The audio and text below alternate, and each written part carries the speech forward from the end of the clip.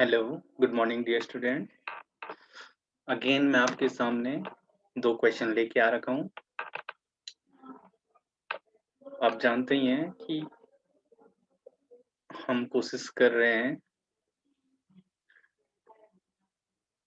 कि हम जेम की अच्छे से प्रिपरेशन कर सकें और इसी के साथ नेट की भी और अदर जो भी एग्जाम्स होते हैं उसके, ठीक है ना।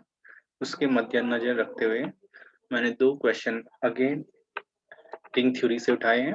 ये काफी इंपॉर्टेंट हैं और बहुत आसान है, यानी ये सबसे आसान क्वेश्चन होते हैं।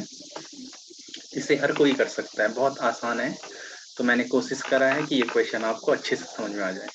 तो जैसे देख ही रहा है डियर स्टूडेंट कि पहला क्वेश्चन है कि the polynomial 1 plus x square belongs to Z x is reducible over.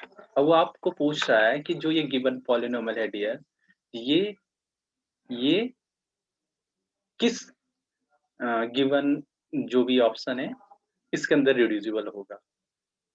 Option दे रखे आर, क्यू और सी और लास्ट नन ऑफ दीज। तो इसको पढ़ने से पहले डियर स्टूडेंट हम सबसे पहले देखते हैं कि क्योंकि रिड्यूसिबल और इरिड्यूसिबल दोनों एक साथ इनकी स्टडी की जाती है। तो पहले हम इरिड्यूसिबल को समझते हैं, उससे आपको इजिली रिड्यूसिबल भी समझ में आ जाएगा, ठीक है। तो इरिड्यूसिबल किसे कहते हैं? तो हम इसके लिए एज्यूम करते हैं कि आपके पास कोई रिंग है। अगर कोई रिंग हो तो आप जानते हैं कि ये रिंग की कंडीशन होती है बी एनी इंटीग्रल डोमेन। यानी इरिड्यूसिबल होने के लिए सबसे पहले क्या होना पड़ेगा उसे इंटीग्रल डोमेन। और क्योंकि ये गिवन पॉलिनोमियल है डियर स्टूडेंट, तो आपको याद होगा कि मैंने जब पॉलिनोमियल रिंग रिंग से रिलेटेड आपको एक क्वेश्चन करवाया था, तो वहां पे भी मैंने जो पॉलिनोमियल की डेफिनेशन लिखाई थी वहां पे मैंने कम्यूटेटिव रिंग लिखा था सबसे पहले। तो वो कम्यूटेटिव रिंग और यहाँ पे अभी आपको क्या होना चाहिए integral domain. A non zero unit polynomial fx belongs to Rx is said to be irreducible if fx can be written as a form of gx into hx, where gx belongs to polynomial, hx also belongs to polynomial, then either given is unit or then either gx is unit or hx is unit in Rx। तो यानी ये यही कहना चाह रहे हैं कि अगर कोई भी पॉलिनोमियल आपको गिवन हो और उस पॉलिनोमियल के अगर आप फैक्टर करते हैं, तो जो फैक्टर होंगे उनमें से किसी एक को यूनिट होना पड़ेगा। अब यूनिट क्या होता है? यूनिट का मतलब होता है कि ऐसा कोई पॉलिनोमियल फंक्शन जिसका इनवर्स एग्जिस्ट करता हो। ओके, तो बेसिकली एक इनवर्स होना चाहिए, उसका इनवर्स एग्जिस्ट होना चाहिए। तो देखते हैं अगर ये नहीं हुआ तो रिड्यूसिबल किसे कहते हैं? If any polynomial which is not reducible, which it's means which is reducible. यदि कोई पॉलिनोमियल रिड्यूसिबल नहीं है तो उसे क्या होना पड़ेगा? रिड्यूसिबल। सेम डेफिनेशन है, तो पहले इसीलिए मैंने इरिड्यूसिबल की कॉन्सेप्ट आपके सामने रखा। इरिड्यूसिबल के लिए आपको ये याद रखना है, हो सकता है आपको यही पूछा जाए कि कौन सा रिड्यूसिबल है, उस कंडीशन में आपको ये याद रखना है। अब इसे समझने के लिए डियर मैंने एक क्वेश्चन लिया है, एफ एक्स बराबर 2x² + 6 is irreducible over Q. तो देखो डियर, अगर मैं इसे फैक्टर करूं, सबसे पहले क्या करना मुझे, इस फैक्टर फॉर्म में अगर मैं यहां से कॉमन लूं 2 ब्रैकेट के अंदर x² + 3, तो यहां से देख रहा हूँ डियर एक hx निकला 2 और gx निकला x² + 3। अब डेफिनेशन क्या कहती है? डेफिनेशन कहती है या तो hx को यूनिट होना पड़ेगा या gx को यूनिट होना पड़ेगा। अब ये जो गिवन है डियर, ये कहाँ देखा? ओवर क्यू, यानी ओवर क्यू की बात कर रहा है। तो हम जानते हैं कि जो क्यू होता है, अगर मैं hx बराबर 2, हम जानते हैं कि क्यू में जो नंबर ऑफ यूनिट होते हैं वो क्यू स्टार होते हैं। यानी इसका मतलब है क्यू स्टार का मतलब होता है क्यू में से क्या हटा दो? जीरो। तो यानी इसका मतलब है कि क्यू का हर एक एलिमेंट क्या होता है? इनवर्स होता है। यानी यहाँ से क्या मीनिंग निकला? एच एक्स बराबर 2 क्या मिल गया? यूनिट। अगर एक यूनिट मिल गया, एक फैक्टर मिल गया, तो इसका मतलब जो ये गिवन पॉलिनोमियल है ओवर क्यू एक्स क्या हो गया? इरिड्यूसिबल। तो इरिड्यूसिबल हो गया। ओके, अगर सपोज ये यूनिट नहीं मिलता, सपोज ये क्या नहीं मिलता, यूनिट नहीं मिलता, तो इस कंडीशन में डियर ये जो गिवन पॉलिनोमियल है ये क्या बन जाती, रिड्यूसिबल बन जाती।